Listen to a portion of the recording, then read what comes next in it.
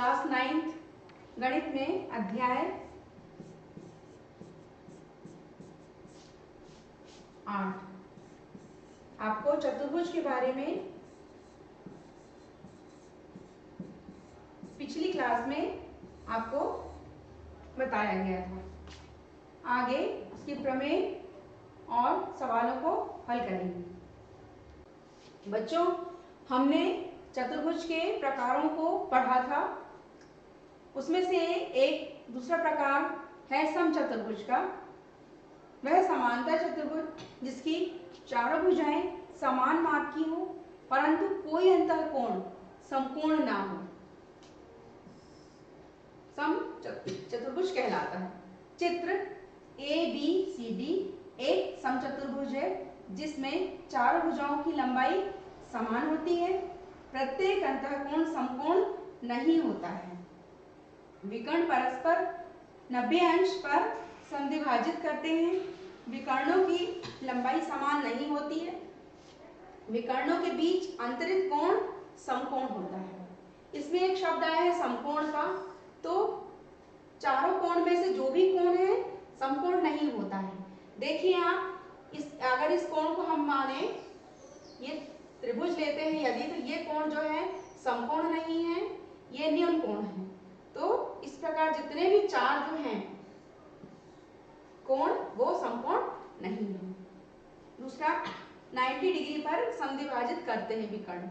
तो विकर्ण जो है ये आपके बनाए गए हैं AC विकर्ण हो गया। दूसरा है B और D, ठीक है। तो विकर्ण जो है 90 डिग्री इस एंगल पर एक दूसरे को क्या कर रहे हैं, समद्विभाजित कर रहे हैं, ठीक। और विकर्णों की लंबाइयां समान नहीं होती और अंतरित कोण समकोण होता है, ठीक। एक इंपॉर्टेंट प्रमेय हल करते हैं। किसी चतुर्भुज के चारों कोणों का योगफल चार समकोण के बराबर होता है। चित्र में PQRS, आप चित्र देखें, PQR और S, ठीक। एक क्या है, चतुर्भुज है। इसके चार कोण बन रहे हैं, PQR और S। देखिए कोण P Q R और S तथा PR रेखा चतुर्भुज को दो त्रिभुजों में बांट रही है। PR एक रेखा है, ये रेखा के कारण दो जो हैं क्या बन रहे हैं, त्रिभुज बन रहे हैं, ठीक। तो त्रिभुज, पहला त्रिभुज बना PQR। देखिए पहला PQ और ये R, ठीक। ये आपका पहला त्रिभुज तैयार हुआ। में कोण 1, 2 और 3, जो तीन कोणों का योग है वो होगा 180 अंश। ये होता है, एक आपको प्रमेय समझाया था कि त्रिभुज के तीन कोणों का योग कितना होता है, 180 अंश। तो तीन कोण हो रहे हैं 1, 2 और 3, ठीक। ठीक इसी प्रकार त्रिभुज बन रहा है PR और S, ठीक है। क्या बन रहा है, PR और ये S, ठीक। इस त्रिभुज में भी तीन कोण आपको दिखाई दे रहे हैं, कोण 4, 5 और 6, ठीक। तो कोण 4, 5 और 6 तीनों कोणों का योग कितना होगा, 180 अंश होगा, ठीक है। आप इसको देते हैं समीकरण 1 और समीकरण 2।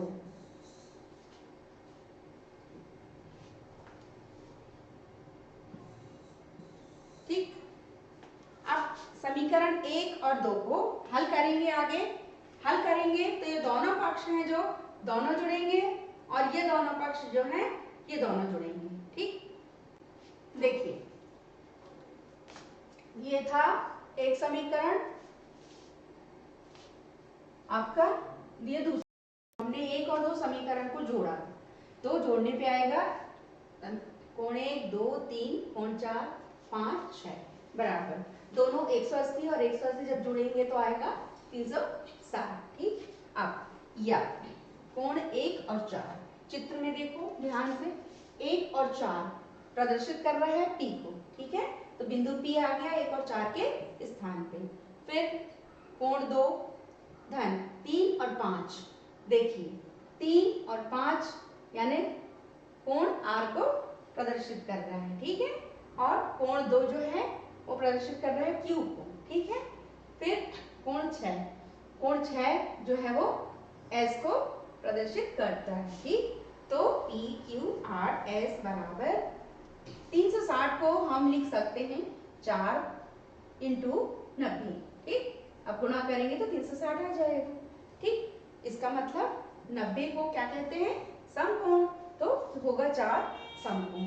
तो हमको यही आंसर नहीं निकालना था, अतः चतुर्भुज के चारों कोणों का योगफल 4 समकोण के बराबर होता है। ठीक है बेटे, अब एक क्वेश्चन देखिए इंपॉर्टेंट, कि एक चतुर्भुज के कोण 3 अनुपात 5 अनुपात 9 अनुपात 13 के अनुपात में है। इस चतुर्भुज के सभी कोण ज्ञात कीजिए। बच्चों आपको पता है कि चतुर्भुज के 4 कोणों का योग कितना होता है, 360 अंश। ठीक, तो मानेंगे कि पहले कोण का मान आएगा 3x, ये है पहला कोण। ठीक, ये दूसरा, तीसरा और चौथा कोण। ठीक, तो इसको चारों को क्या करेंगे, जोड़ेंगे। हाँ, तो जोड़ लिया बराबर 360।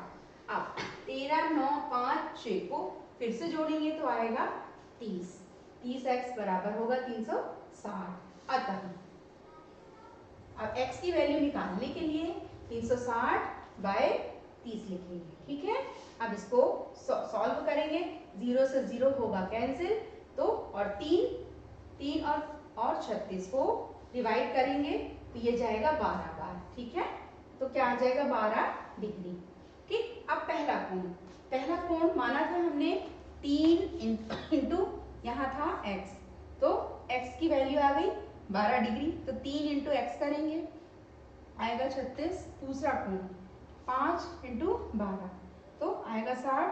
तीसरा कोण करेंगे, तीसरा कोण था 9x, तो 9 इंटू 12 108 डिग्री।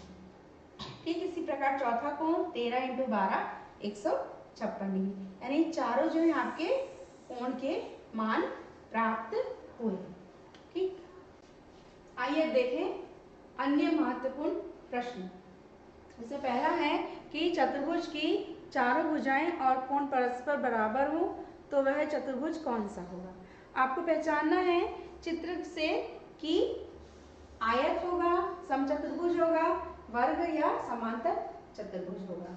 तो ये जो है वर्ग है, वर्ग की चारों भुजाएं और चारों कोण, ठीक है ना, कोण हुए और ये इसकी जो भुजाएं हैं चारों जो बराबर हुई, इसलिए विकल्प क्या है, सी सही ऑप्शन होगा इसका।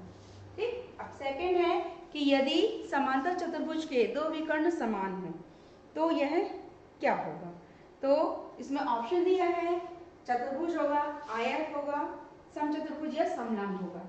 तो विकल्प बी सही है, ये आयत होगा, क्योंकि आयत के जो हैं दो विकर्ण समान होते हैं। ठीक, अगला है समांतर चतुर्भुज ABCD में कोण A की वैल्यू दी गई है, कितनी दी है, 75 अंश।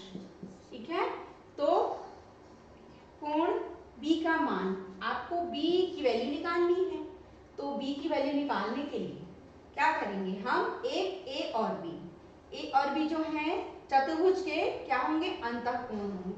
तो अंतः मतलब जो दो रेखाओं से जो बने हों वो, तो A 75 है, B जो है वो ज्ञात करना है, और अंतः कोणों का योग जो है वो होता है 180 अंश, तो ये बराबर 180 अंश हुआ।